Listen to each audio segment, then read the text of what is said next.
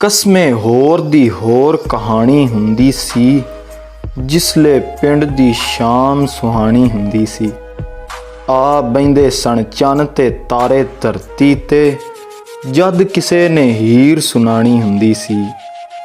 ਵੱਡਿਆਂ ਵਾਂਗੂ ਸਾਰੇ ਇੱਜ਼ਤ ਕਰਦੇ ਸਾਂ, ਜਿਹੜੀ ਟਾਹਲੀ ਢੇਰ ਪੁਰਾਣੀ ਹੁੰਦੀ ਸੀ। ਲੱਗ ਜਾਂਦਾ ਸੀ ਖੂਹ ਤੇ ਮੇਲਾ ਮਿੱਤਰਾਂ ਦਾ, ਰਲ ਕੇ ਜਿਸ ਦਿਨ ਕਣਕ ਪਿਆਣੀ ਹੁੰਦੀ ਸੀ। ਸੱਦ ਲਿਆਉਣਾ ਆਂਢ ਗਵਾਂਢੂ ਬਾਲਾਂ ਨੂੰ, ਮਾਂ ਨੇ ਜਦ ਵੀ ਖੀਰ ਪਕਾਣੀ ਹੁੰਦੀ ਸੀ। ਜਾ ਬਹਿੰਦੇ ਸਾਂ ਵੱਡੀ ਨਹਿਰ ਦੇ ਕੰਢੇ ਤੇ, ਜਿਸ ਦਿਨ ਕਮਲੀ ਅੱਖ ਵਰਚਾਣੀ ਹੁੰਦੀ ਸੀ। ਬਾਂਗਾਂ ਵੇਲੇ ਖੁਰਮਾ ਰੱਬ ਦੀ ਰਹਿਮਤ ਨੇ